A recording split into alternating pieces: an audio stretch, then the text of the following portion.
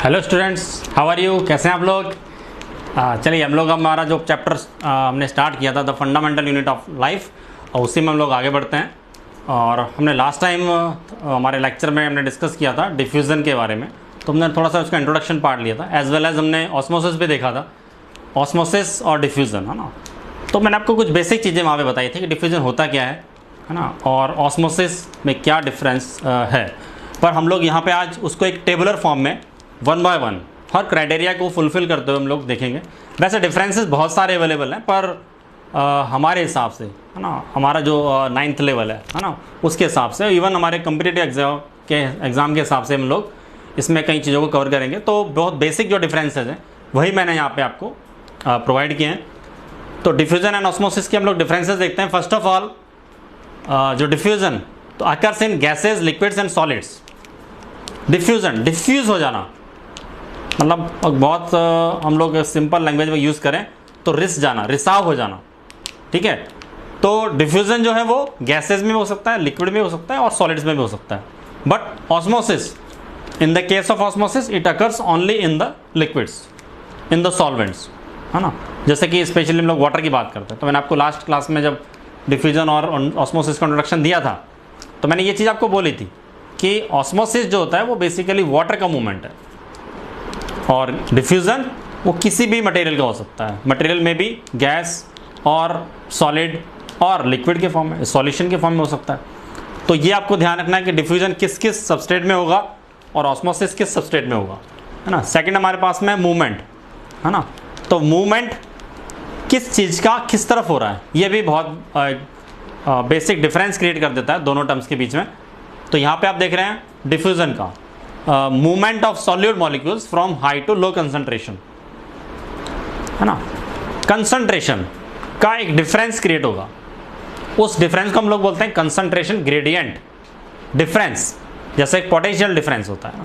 तो मैंने आपको बताया था लास्ट क्लास में भी पोटेंशियल डिफरेंस, है ना। पोटेंशियल का डिफरेंस आपने पढ़ा है फिजिक्स के अंदर, है ना, कि पोटेंशियल डिफरेंस कैसे होता है, ठीक है। ऐसे ही कोई चीज़ हाइट पे अगर पड़ी है तो हम लोग उसके अंदर फॉर्मूला लगाते हैं mgh, है ना। तो उसकी स्टैटिक एनर्जी कितनी, तो एनर्जी का डिफरेंस या पोटेंशियल डिफरेंस या प्रेशर का डिफरेंस, है ना। एक बैलून का एग्जांपल मैंने दिया था, तो बैलून के अंदर जो प्रेशर ज़्यादा है और बाहर कम है तो वहाँ से हवा बाहर आएगी।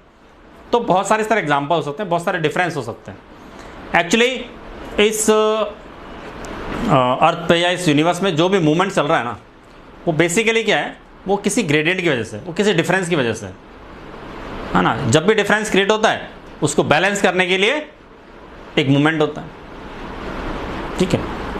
तो यहाँ पे जो मूवमेंट हो रहा है वो एक्चुअली सॉल्यूट का हो रहा है, नॉट ए सॉल्वेंट। और ऑस्मोसिस के केस में movement of solvents only from its higher concentration to lower. अब सॉल्वेंट कौन होगा, है ना। तो मैंने आपको बताया था मोस्टली हम लोग वाटर को लेके चलते हैं एज ए सॉल्वेंट, है ना। और सॉल्यूट जो होता है उससे हमेशा सॉल्वेंट में मिलाया जाता है। तो सॉल्यूशन सॉल्वेंट जो होगा, सॉल्वेंट के अंदर हम लोग सॉल्यूट को मिलाएंगे तब लोग बोलेंगे सॉल्यूशन बनाया। तो सॉल्वेंट हमेशा हमारा वाटर होता है ना, लिक्विड। जैसा एग्जांपल हमने लास्ट क्लास में डिस्कस किया था, हम लोग दोबारा से देख लेते हैं। आपसे बोला जाए कि मैंने शक्कर में पानी मिलाया या पानी में शक्कर मिलाया, तो दोनों टर्म्स में डिफरेंस है ना। जो हमेशा कम चीज़ होती है उसे ज़्यादा में मिलाया जाता है, यही बोला जाता है ना। तो आपने बोला कि आप एक ग्लास बना रहे हैं शिकंजी का, है ना, अच्छा सा नमक डाल के बढ़िया, तो क्या होगा, आपने एक गिलास पानी के अंदर 1 चम्मच आपने शक्कर का डाला, है ना, आधे से भी कम चम्मच आपने नमक का डाला, और थोड़ा सा, है ना, थोड़ा सा आपने नींबू का रस डाल दिया। तो ये आप चीज़ें मिला रहे हैं, किस में मिला रहे हैं, वाटर के अंदर, क्योंकि वाटर का जो क्वांटिटी है, अमाउंट ज़्यादा है, तो ज़्यादा में कम को मिलाया जाता है। ये आपको चीज़ समझनी है ना, बहुत बेसिक चीज़ें हैं, पर यहाँ पे हमको एनालिसिस के थ्रू सब चीज़ समझनी है कि कौन सी चीज़ किस में मिलाई जा रही। तो हम लोग जब ये शिकंजी का एग्जांपल ले रहे हैं तो आपने देखा कि पानी में हमने क्या किया, पानी में हमने शक्कर मिलाई, फिर हमने उस पानी के अंदर नमक मिलाया। या हम लोग चाय बनाते हैं तो चाय के टाइम क्या होता है, सबसे पहले आप पानी लोगे, उसमें थोड़ा सा शक्कर डालोगे। ऐसा तो नहीं ना कि आपने पहले कोई यूटेंसिल लिया, उसमें शक्कर डाल दी, फिर उसमें पानी डाल रहे हैं कि नहीं हम तो शक्कर में पानी मिला रहे हैं। तो बेसिक डिफरेंस आ जाता है। तो ऑस्मोसिस भी होता है, सॉल्वेंट्स का जो होगा अपनी हायर कंसंट्रेशन से लोअर कंसंट्रेशन की तरफ जाएगा, ठीक है। जैसे वही एग्जांपल कि हमारा शक्कर वाला पानी था और एक शक्कर है, और मैंने उनको एक छोटी सी मेम्ब्रेन के थ्रू सेपरेट कर दिया, है ना। एक बीच में मैंने मेम्ब्रेन ले ली, है ना, एक पेपर या इस तरह का कोई भी मैंने कपड़े का बीच में एक पार्टीशन इसमें लगा दिया है, ठीक है। और एक तरफ शक्कर रखी हुई है, एक तरफ चीनी पड़ी है, शुगर, और एक तरफ पानी है। तो आपको क्या लगता है कि शक्कर पानी की तरफ जाएगी क्या? जा सकते हैं क्या? उतने जो पार्टिकल्स होते हैं शुगर के वो पानी की तरफ चले जाएं? नहीं होगा ना। तो सबसे पहले क्या होगा, पानी शक्कर की तरफ आएगा, तो वो सॉल्यूट को डिसॉल्व करना चाहता है ना, हर चीज़ को अपने में मिला देना चाहता है, ठीक है। हाँ, उसके बाद जब वो पानी जाता जाता उस पूरी शक्कर को घोल देगा, जब शक्कर बहुत बारीक हो जाएगी, बहुत पतली हो जाएगी ना लिक्विड होते होते, तब वो उसका जो इंटरचेंजिंग हो जाएगा दोनों साइड पे। और ये कब तक चलेगा ये मूवमेंट? ये मूवमेंट कब तक चलता है? जब तक कि दोनों सॉल्यूशन सेम कंसंट्रेशन के ना हो जाए, दोनों तरफ कंसंट्रेशन सेम ना हो जाए, चाहे वो सॉल्वेंट हो चाहे सॉल्यूट हो। तो higher to lower, up to, कब तक? जब तक कि कंसंट्रेशन का लेवल सेम ना हो जाए। इम्बैलेंस को प्रॉपर करना है हमें। वो जो इम्बैलेंस क्रिएट था ड्यू टू कंसंट्रेशन, यहाँ पे कंसंट्रेशन डिफरेंस था, कहीं पे प्रेशर का डिफरेंस हो सकता है, कहीं पे पोटेंशियल का डिफरेंस हो सकता है, तो उसको मिनिमाइज करना होता है। चलिए आगे देखते हैं हम लोग। तो ये आपको चीज़ समझ में आ गई है कि हाई कंसंट्रेशन टू लो कौन जा रहा है? तो सॉल्यूट जा रहा था हमारा डिफ्यूजन के केस में, और सॉल्वेंट का मूवमेंट हो रहा है ऑस्मोसिस के केस में। चलिए थर्ड हमारे पास में, इट कैन अकर विदाउट और through a semi permeable membrane. Diffusion के लिए एक सेमी परमेबल मेम्ब्रेन होना जरूरी नहीं है, अगर होगी तो भी होगा, ठीक है, मतलब कोई फर्क नहीं पड़ता। सेमी परमेबल मेम्ब्रेन है तो भी हम लोग डिफ्यूजन कर देंगे, और सेमी परमेबल मेम्ब्रेन नहीं है तो भी हम डिफ्यूजन कर देंगे। एक नॉर्मल मेम्ब्रेन है तब भी हम डिफ्यूजन कर देंगे। जैसे आपको मैंने बताया कि हम लोग सिंपल एक पेपर ले सकते हैं, पेपर के थ्रू भी हमारा डिफ्यूजन हो सकता है ना। आपकी चादर पे पानी गिरा तो वो भी डिफ्यूज़ होकर पीछे चला जाएगा। या कोई इस तरह का आपके पास में कोई पैकेट है ना, उसमें कोई सामान पड़ा है और हमने उसको पानी में डुबो दिया, उस पर पानी डाल दिया, तो वो भी पानी उसके अंदर जाके उसको गीला कर देगा, है ना। तो वो इस तरह से डिफ्यूजन हो सकता था पानी का। या गैसेज लीक हो सकती है ना, गैसेज का लीकेज हो सकता है, वो कहीं से भी कहीं जा सकता है ना। तो ये विदाउट और with through the semi permeable membrane diffusion हो सकता है। बट ऑस्मोसिस के केस में क्या होता है? Occurs always through a semi permeable membrane. Water का मूवमेंट हमेशा सेमी परमेबल मेम्ब्रेन से होगा, है ना। सेमी परमेबल मतलब हमने डेफिनेशन पढ़ी है ना, टाइप्स ऑफ मेम्ब्रेन भी हमने पढ़ी थी, है ना। तो permeable, impermeable, semi permeable, selectively permeable. तो सेमी परमेबल क्या था, है ना, सॉल्वेंट जा सकते हैं पर सॉल्यूट नहीं जा पाएंगे, कुछ सॉल्यूट नहीं जा पाएंगे, है ना। तो वही चीज़ है कि यहाँ पे सॉल्वेंट जा सकते हैं। तो अगर ओनली सॉल्वेंट अलाउ किए जा रहे हैं, it means osmosis can takes place here, यहाँ पे ऑस्मोसिस हो सकता है easily. Next is faster process then osmosis.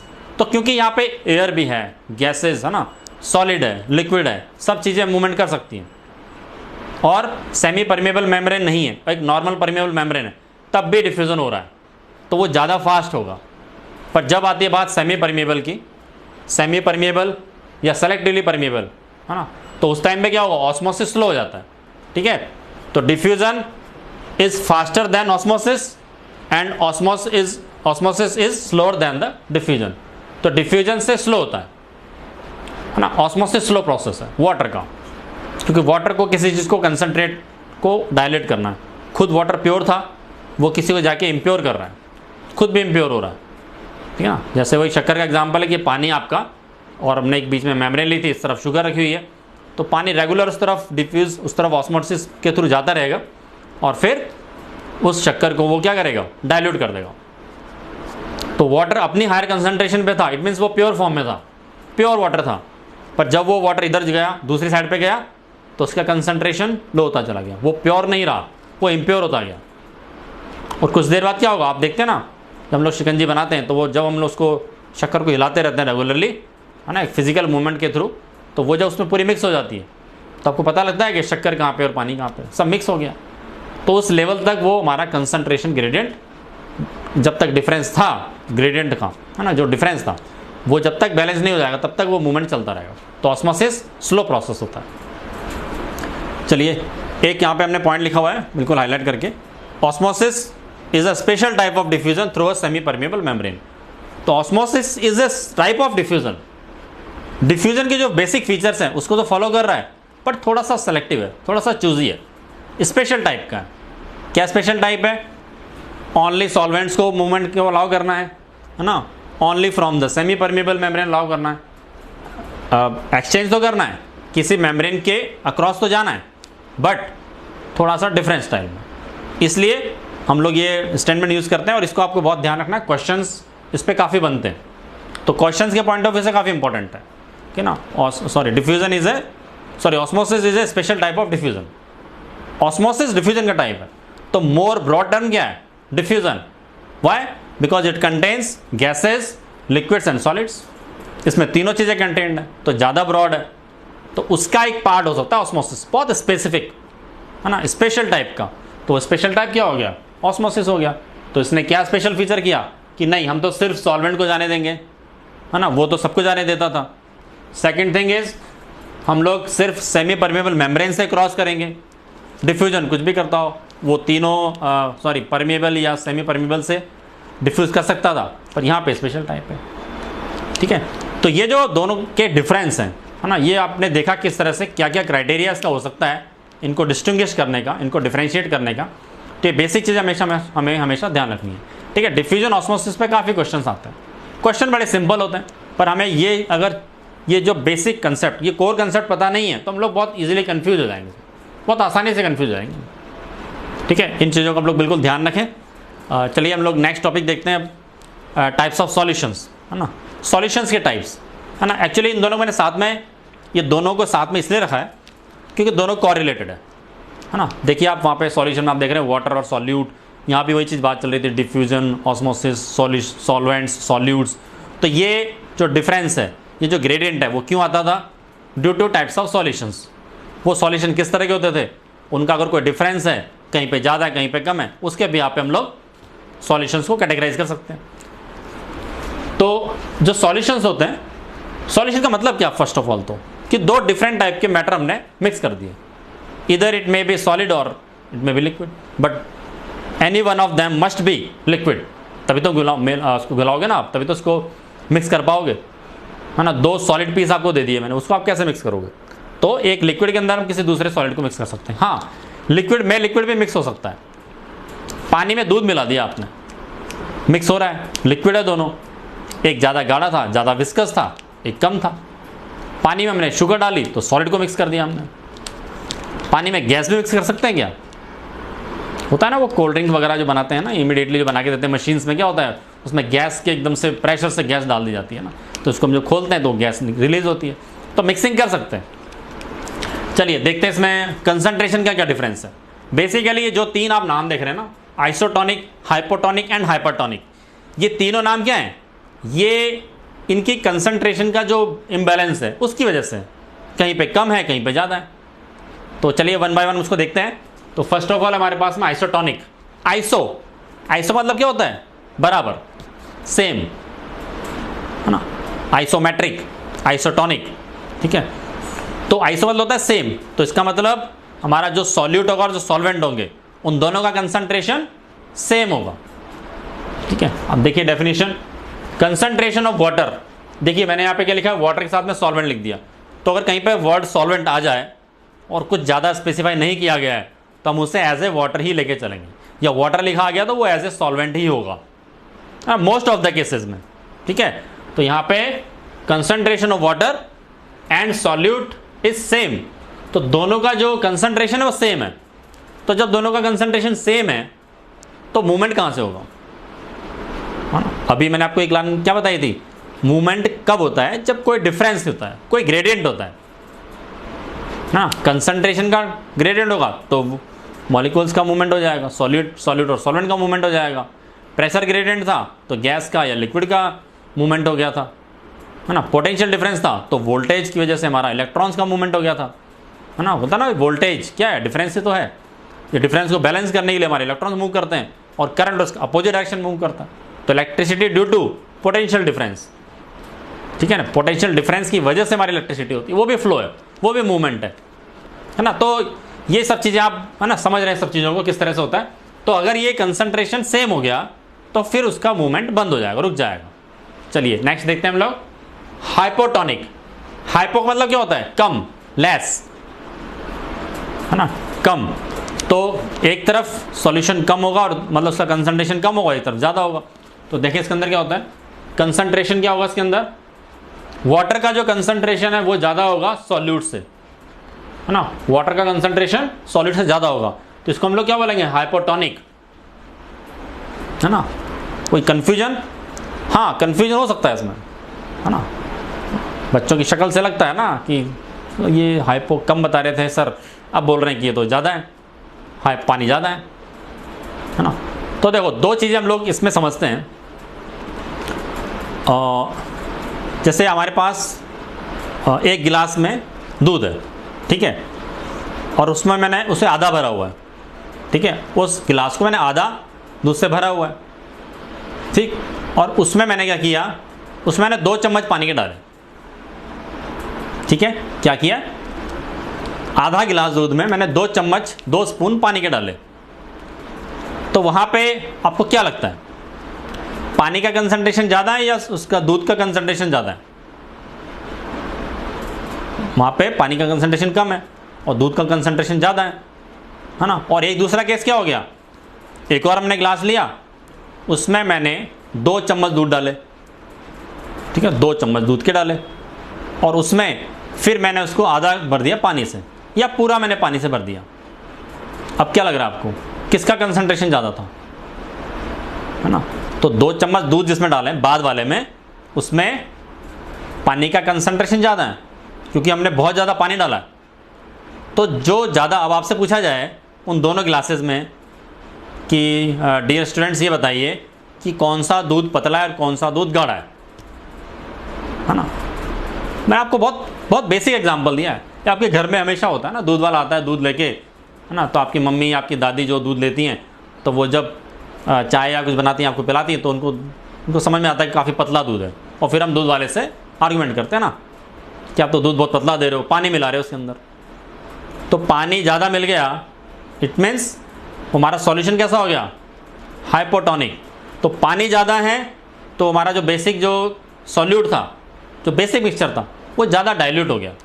जैसे 2 चम्मच दूध थे, उसमें पूरा गिलास हमने पानी से भर दिया, तो क्या हो जाएगा, हाइपोटोनिक। देखिए दोबारा से, वाटर ज़्यादा है और सॉल्यूट कम है, तो क्या बोलेंगे इसको हम लोग, हाइपोटोनिक। मतलब ये सॉल्यूशन बहुत ज़्यादा डाइल्यूट है, ठीक है।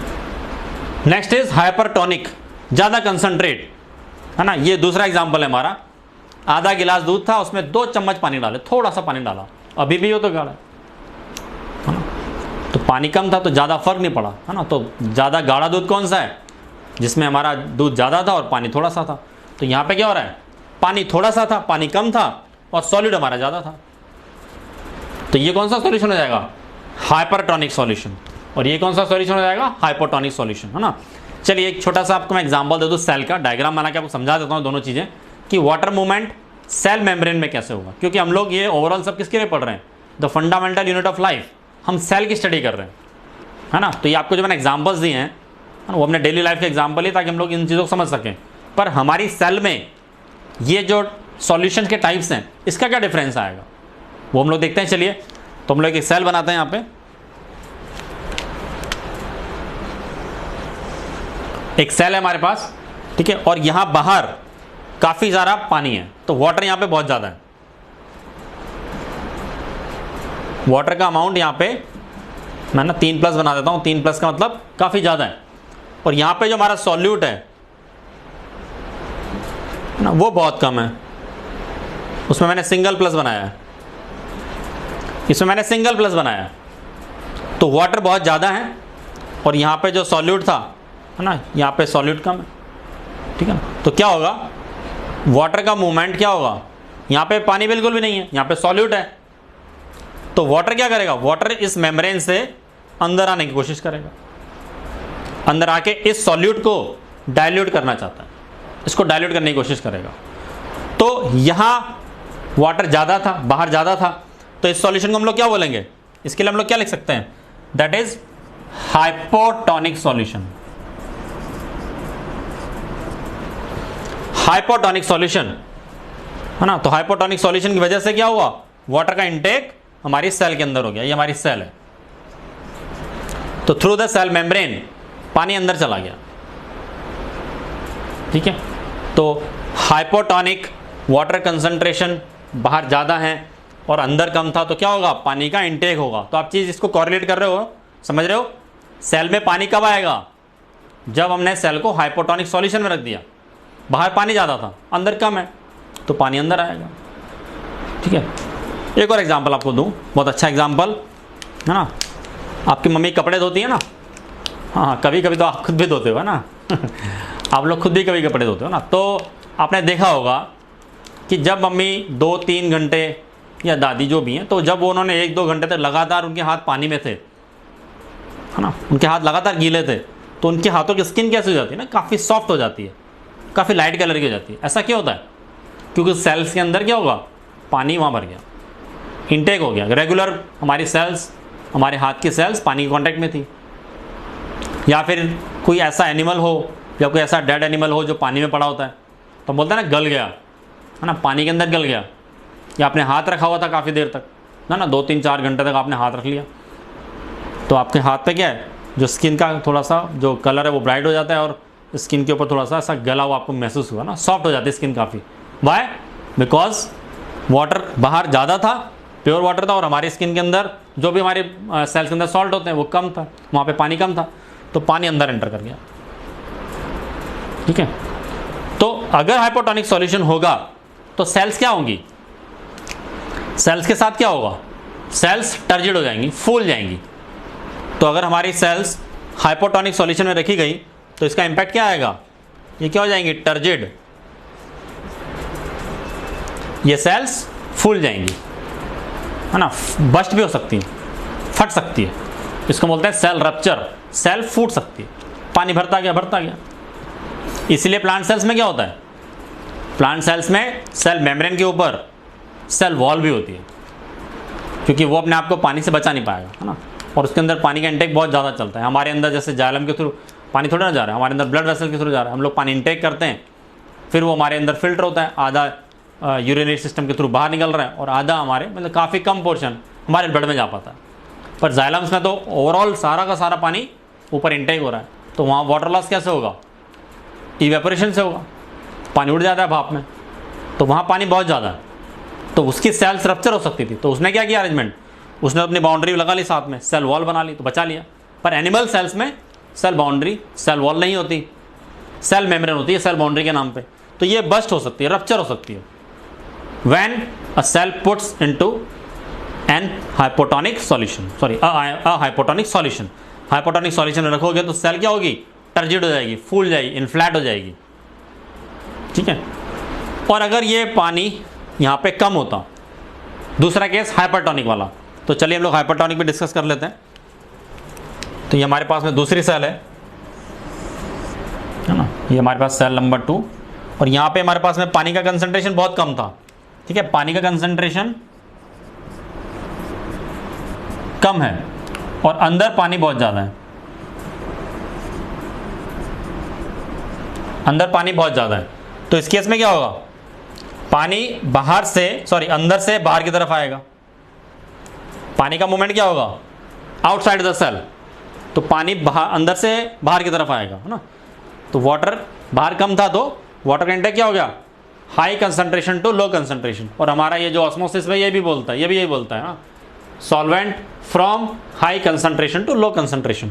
तो पानी यहाँ से बाहर आने की कोशिश करेगा, बाहर आएगा तो सेल क्या हो जाएगी, सेल की शेप क्या हो जाएगी, फ्लैसिड, है ना, फ्लैट हो जाएगी सेल, है ना।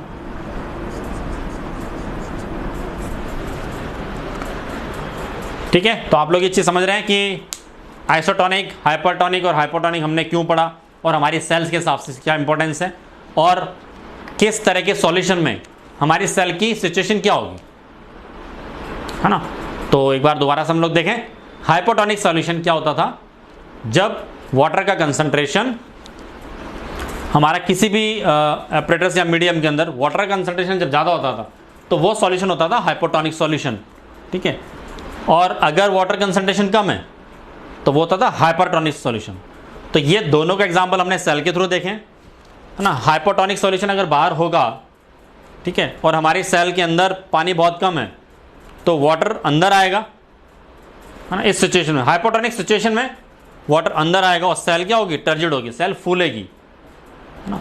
और जबकि हाइपरटोनिक सॉल्यूशन में, अच्छा मैंने यहाँ पे हाइपरटोनिक सॉल्यूशन और लिख देता हूँ ताकि आपको याद रहेगा ये कौन सा सॉल्यूशन था, दैट इज हाइपरटोनिक सॉल्यूशन। ये हाइपरटोनिक सॉल्यूशन वाली सिचुएशन है कि इस सिचुएशन में हमारा जो वाटर का जो फ्लो है वो किधर होगा, वो inside the cell to outside the cell, cell से पानी बाहर जाएगा, और बाहर जाएगा तो उस केस में क्या होगा, हमारी सेल की जो शेप है, सेल मेम्ब्रेन, वहाँ से वो चिपकना स्टार्ट हो जाएगी, वो है ना, वो काफ़ी श्रिंक हो जाएगी। चलिए, तो 3 तरह के हमने यहाँ पे सॉल्यूशन देखे, है ना। एक और छोटा सा टॉपिक जो हमें डिस्कस कर लेना चाहिए, क्योंकि हम लोग सेल्स के बारे में बात कर रहे हैं, हम लोग ज़्यादा डिटेल में नहीं जाएंगे, पर बहुत बेसिक चीज़ें हम लोग समझेंगे जिससे हमारे कॉम्पिटिटिव एग्जाम के क्वेश्चंस अटेम्प्ट हो सके, ठीक है ना।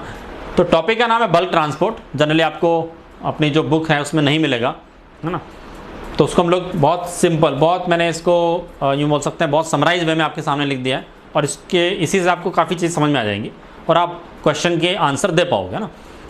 तो बल्क ट्रांसपोर्ट होता क्या है, तो material exchange through cell membrane, तो सेल मेम्ब्रेन से मटेरियल का एक्सचेंज, अब चाहे वो पानी हो, है ना, या कोई भी इस तरह का सबस्ट्रेट हो, तो उसको हमें सबस्ट्रेट को यहाँ से एक्सचेंज करना है। किस चीज़ का हो सकता है सेल मेम्ब्रेन से बल्क मतलब बहुत ज़्यादा, ना, अच्छी खासी अमाउंट में करना है, तो किसका हो सकता है, लिपिड्स का, ऑयल ड्रॉपलेट्स का, एंड सॉलिड पार्टिकल्स, कुछ सॉलिड पार्टिकल्स भी हो सकते हैं, ना। ये ड्रॉपलेट जब भी आएगा ना किसी लिक्विड के लिए आएगा, है ना, तो लिपिड, ऑयल ड्रॉपलेट्स, है ना, और या फिर हमारे पास में सॉलिड पार्टिकल्स। अब ये जो ट्रांसपोर्ट है वो किस तरफ होने वाला है, उसके यहाँ पे हम इसको 2 कैटेगरी में डिवाइड कर सकते हैं। First is endocytosis and second is exocytosis. तो नाम से कुछ समझ में आ रहा है, एंडो अंदर की तरफ, साइटोसिस, साइटो मतलब सेल के अंदर, तो यानी कि सबस्ट्रेट का जो बल्क ट्रांसपोर्ट है, यानी बल्क अमाउंट में जो हमारा सबस्ट्रेट था वो सेल के अंदर आने वाला है, एंडोसाइटोसिस। और एक्सोसाइटोसिस सेल से बाहर निकलेगा। तो किसको अंदर लिया जाए, जो उसके लिए यूजफुल होगा, जो उसके लिए एज ए न्यूट्रिएंट काम करे, या कुछ और उसकी मेटाबॉलिक रिएक्शन के लिए जो नीडफुल है, रिक्वायर्ड है, उससे वो एंडोसाइटोसिस के थ्रू इनटेक करेगा। और जो वेस्ट प्रोडक्ट्स होंगे उन्हें सेल मेम्ब्रेन से बाहर निकाला जाएगा, चाहे वो यूनिसेलुलर ऑर्गेनिज्म हो या मल्टी सेलुलर। अरे भाई, वेस्टेज को कौन रखना चाहता है अपने पास, वेस्टेज रखना चाहता है कोई नहीं, सब वेस्टेज को निकालना चाहते हैं। आप भी तो अपने घर पे दिन भर जब सफाई होती है ना सुबह के टाइम पे, तो सारा का सारा वेस्टेज क्या होता है, हमको घर से बाहर निकाल देते हैं। कुछ काम की चीज़ लाते थे, खाया पिया, जो कुछ बचा उसको हमने एज ए वेस्टेज बाहर निकाल दिया। तो एक सिंपल सी चीज़ है ना। तो ऐसे सेल्स जो होती हैं उनके साथ भी हो रहा है।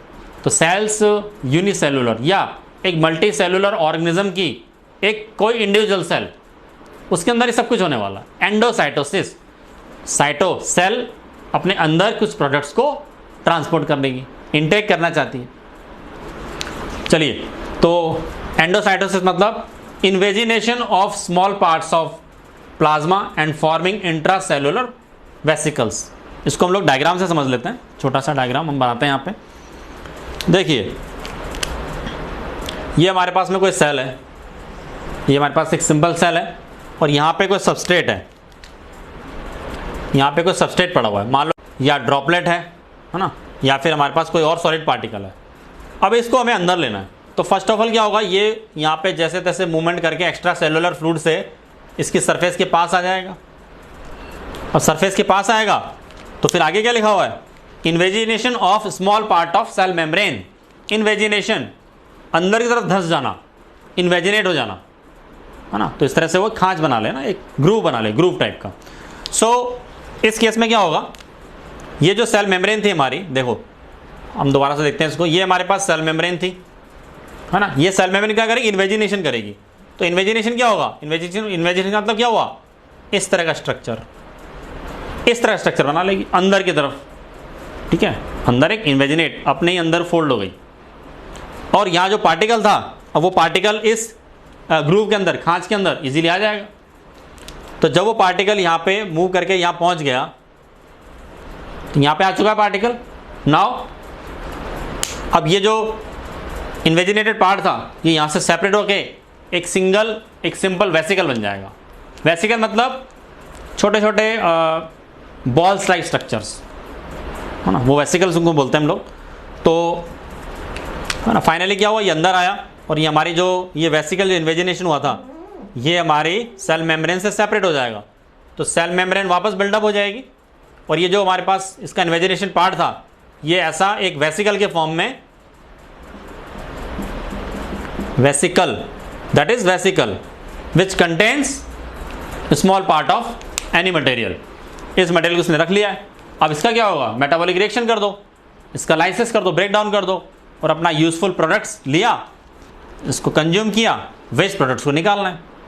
ठीक है, तो ये जो चीज़ें हैं मैंने इसलिए सिंपल एक सिंगल लाइन में आपको समझा रखा सब चीज़ें, बस थोड़ा सा टिपिकल चीज़ है इसके जो वर्डिंग जैसे इन्वेजिनेशन है ना, तो उसको हमने बहुत सिंपल फॉर्म में समझना है। इन्वेजिनेशन मतलब अंदर की तरफ फोल्डिंग हुआ है, अंदर फोल्ड हुआ, उसके लिए एक रूम क्रिएट करा, एक स्पेस बनाया और फिर कबड्डी देखा ना आपने, कबड्डी है ना, बहुत अच्छा एग्जाम्पल है इसके लिए, बहुत सुटेबल एग्जाम्पल है आपके लिए कबड्डी। तो कबड्डी में क्या होता है, सामने से कोई पार्टिसिपेंट आता है और हमारी टीम है तो हम लोग क्या करते हैं, सब लोग हाथ मिला के ऐसे एक यू शेप का एक एरिया बनाते हैं, यू शेप में, है ना। तो जैसे ही वो बीच में कहीं आएगा तो हम लोग पीछे से आके उसको ग्रिप कर लेंगे, होता है ना ऐसा। तो ये कबड्डी में आपको समझाया ना, तो मतलब ऐसा कुछ है ना, यहाँ पे आपने इस तरह का ग्रुप बनाया था, वो पार्टिकल आया, तो जैसे पार्टिकल आया तो उसने उस वेसिकल के थ्रू उसको पैक कर लिया, पकड़ लिया और हमारी जो सेल मेम्ब्रेन थी वो वापस से पैक हो गई, है ना। तो चीज़ें बहुत सिंपल है, बस एक नज़रिया हमें चाहिए कि हाँ हम उसको किस तरह से एक अच्छे एग्जाम्पल के थ्रू, एक रियल लाइफ एग्जाम्पल के थ्रू समझ सकते हैं ना। तो एंडोसाइटोसिस समझ में आया आपको, इसमें दो चीज़ें हमारे पास में, पिनोसाइटोसिस और फेगोसाइटोसिस, है ना। अब देखो ये जो नाम है ना, इसके लिए आपको मैं बहुत दो वर्ड यूज़ करूँ तो आप हंसोगे सुन के, है ना। तो इसका मतलब क्या है, खाना पीना ठीक है, क्या बोला मैंने, खाना और पीना। आपने आपसे बोला चपाती, आप खाओगे, आपसे बोला पानी तो पियोगे, यही है ना। तो बस वही नाम है, पीनो तो पानी पीना है ना। एक्चुअली पीनो मतलब पीना नहीं होता, है ना। पिनोसाइटोसिस मतलब क्या होता है, लिक्विड को इंजेस्ट करना। एंडोसाइटोसिस ऑफ लिक्विड, अगर यहाँ पे कोई लिक्विड सबस्ट्रेट होता तो उसको अगर वो इस तरह से पैक कर लेगा, दैट इज पिनोसाइटोसिस। तो मैंने इसको बहुत लंबी चौड़ी डेफिनेशन नहीं लिखी आपके लिए कि इसको आप समझने बैठ रहे हैं ना, हमारा पर्पस और होना चाहिए, हमें जितना इसका जो इसका मीनिंग है वो हमें क्लियर होना चाहिए। तो मैंने लिख दिया एंडोसाइटोसिस का पार्ट है पिनोसाइटोसिस। तो किसका साइटोसिस हो रहा है, ये लिक्विड का। लिक्विड फॉर्म में अगर आपकी सेल किसी चीज़ को अपने अंदर ट्रांसपोर्ट करवा रही है बल्क में through the vesicles, that is called pinocytosis. हाँ, पर याद रखने के लिए बोल सकते पीना। पिनोसाइटोसिस मतलब सेल की ड्रिंकिंग, इसको हम लोग बोल सकते हैं सेल ड्रिंकिंग। हाँ, इसके लिए हम लोग नाम लिख सकते हैं सेल ड्रिंकिंग, इसको बोलते हैं। फेगोसाइटोसिस खाना, है ना। तो फेगोसाइटोसिस, फेगो भी एक जनरल रीडिंग होता है, आपको बायोलॉजी में हमेशा जब भी फेगो वर्ड आएगा मतलब खाना। फेगोसाइट्स सेल्स होती है हमारी, WBC हमारी जो सेल्स होती है ना, हमारी इम्यूनिटी जो प्रोवाइड करती हैं, दैट आर फेगोसाइट्स। उसमें से हमारे पास फेगोसाइटिक सेल्स होती हैं, मोनोसाइट्स वगैरह, वो एंटीबॉडीज़ को खा जाती हैं। इसी तरह से खाते अंदर इन्वेजिट करके, हमारी ये है ना, हमारी सेल्स हैं, कोई ऐसी फॉरेन बॉडी आई उसको इस तरह से अपने अंदर इन्वेजिनेट करेगी और खा जाएगी, डिस्ट्रॉय कर देगी। तो पीना और खाना, तो एक सेल क्या कर रही है, सेल अगर पी रही है तो पिनोसाइटोसिस, और सेल अगर खा रही है तो फेगोसाइटोसिस। तो खाना पीना तो चलता ही रहता है, खाओगे तो पियोगे, सही है ना। तो सेल्स दोनों तरह काम करती है। चलिए, इसके बाद हमारे पास आता है एक्सोसाइटोसिस। अब एंडोसाइटोसिस, खा लिया, पी लिया और उस प्रोडक्ट को हमने कंज्यूम कर लिया। अब उसके बाद क्या करना है, मेटाबॉलिक रिएक्शन हुई, कुछ हमारे लिए एनर्जी बनी, मतलब कुछ हमारे लिए फ्रूटफुल प्रोडक्ट्स बने और कुछ वेस्ट प्रोडक्ट्स बने। वेस्ट प्रोडक्ट्स को अपनी सेल से बाहर निकालना पड़ेगा। तो बाहर निकालने का क्या तरीका है, इस पूरे प्रोसेस को रिवर्स कर लो आप, पूरे प्रोसेस को रिवर्स कर लो। मतलब क्या होगा, रिवर्स करने का मतलब, सबसे पहले आपके पास ये सेल है, ठीक है, यहाँ पे ये कुछ वेस्ट प्रोडक्ट था, है ना। इस वेस्ट प्रोडक्ट्स को क्या करेंगे, इसको किनारे पे लाया जाएगा, धीरे धीरे इसको मूव करके एक अपने किसी भी सेल मेम्ब्रेन की बाउंड्री पे आएगा, यहाँ पे आएगा, ठीक है। और इसके बाद इसको इस तरह से एक ग्रूव बना के इसके अंदर पैक किया जाएगा यूँ, और पैक करके इसको फिर बाहर ऐसे छोड़ दिया जाएगा इस तरह से, ठीक है। ये बाहर निकल गया, है ना। या फिर कभी कभी क्या होता है, ऐसा वेसिकल बना दी जाती है और वेसिकल के अंदर इसको ऐसा छोड़ दिया, तो यहाँ से ये बिल्कुल रिलीज हो जाता है। यहाँ से रिलीज हो गया और रिलीज होने के बाद में जब ये पूरा पोर्शन खाली हुआ, तो खाली होने के बाद हमारी सेल मेम्ब्रेन वापस से मेंटेन हो जाती है उसी शेप में, रेगुलर शेप में।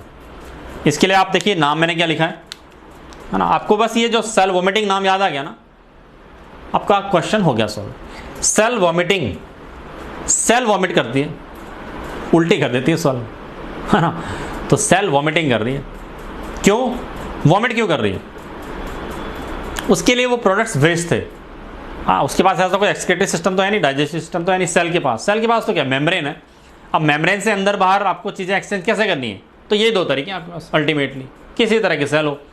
एंडोसाइटोसिस, आप उसको इन्वेजिनेशन के अंदर लोगे, और एक्सोसाइटोसिस इस तरह से वेसिकल्स के थ्रू एक एरिया डेवलप करोगे, ऊपर उसकी ओपनिंग आप बना देंगे, ओपनिंग से वो सारा मटेरियल उड़ेल दिया जाएगा, पोर कर दिया जाएगा outside the cell, extra cellular fluid में, या जहाँ भी वो जिस एनवायरनमेंट में वो सेल थी बाहर निकाल दिया जाएगा, और अल्टीमेटली वो प्रोडक्ट्स का एक्सक्रीशन हो चुका होगा।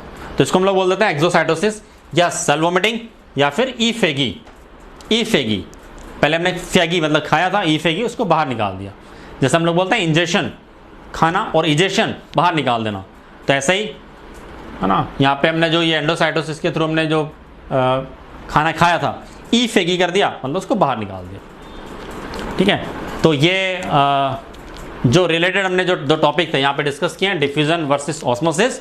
तो क्या उसका कंसंट्रेशन का डिफरेंस चलता था, उस डिफरेंस के यहाँ पे हमने यहाँ पे सॉल्यूशन डिस्कस किए हैं। एंड देन ये तो था डिफ्यूजन एंड ऑस्मोसिस, छोटे छोटे मतलब स्लो प्रोसेसेस है ना किसी पर्टिकुलर आइटम का। फिर हमने आगे बढ़े, एक स्टेप आगे बढ़े, फिर हमने देखा बल्क ट्रांसपोर्ट। तो बल्क ट्रांसपोर्ट क्या था? ड्रॉपलेट्स का, है ना, लिपिड्स का, और इसके अलावा हमारे पास जो सॉलिड पार्टिकल्स है, इन सब का भी transport via the cell membrane. तो किसके थ्रू हुआ? एंडोसाइटोसिस और एक्सोसाइटोसिस। एंडोसाइटोसिस ने इन्वेजिनेशन किया, और दो तरीके से किया, पिया और खाया। पिया तो पिनोसाइटोसिस, खाया तो फेगोसाइटोसिस। जब बाहर निकालना था तो एक्सोसाइटोसिस मतलब सेल वॉमिटिंग। और इसको हम लोग क्या बोलेंगे? एंडोसाइटोसिस। इसके लिए मैंने आपको बताया था पिनोसाइटोसिस जो होता है सेल ड्रिंकिंग, इसको हम लोग सेल ड्रिंकिंग भी बोल देते हैं। मैं लिख देता हूँ आपको ना ताकि याद रहेगा। तो इसको हम लोग सेल ड्रिंकिंग भी बोल सकते हैं।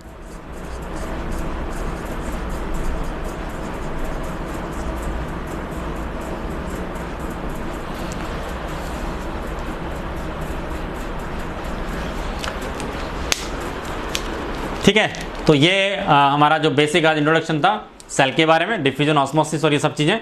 अब हम लोग बेसिक सेल स्ट्रक्चर्स पे आएंगे।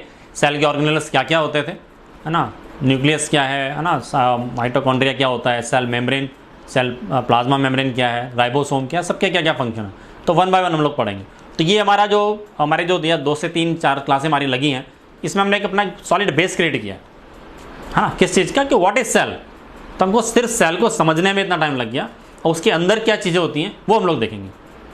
तो आई होप कि जितना भी अब तक हमने देखा है ना, मेम्ब्रेन्स को लेके, है ना, सॉल्यूशंस को लेके, ट्रांसपोर्ट को लेके, डिफ्यूजन प्रोसेस, ऑस्मोसिस प्रोसेस, है ना, सेल डिस्कवरी, तो ये चीज़ें हमारी बहुत बड़ा बेस क्रिएट कर देती है हमारे लिए। और अगले हमारे पास जो टॉपिक आने वाले हैं उनको समझना हमारे लिए काफ़ी ईजी हो जाएगा। ये टर्म्स एक्चुअली बार बार आती हैं सामने ना, तो ये टर्म्स अगर हमारे नॉलेज में है तो हम लोग काफ़ी अच्छे से उन चीज़ों को कवर कर पाएंगे, समझ पाएंगे, है ना। चलिए ठीक है, थैंक यू।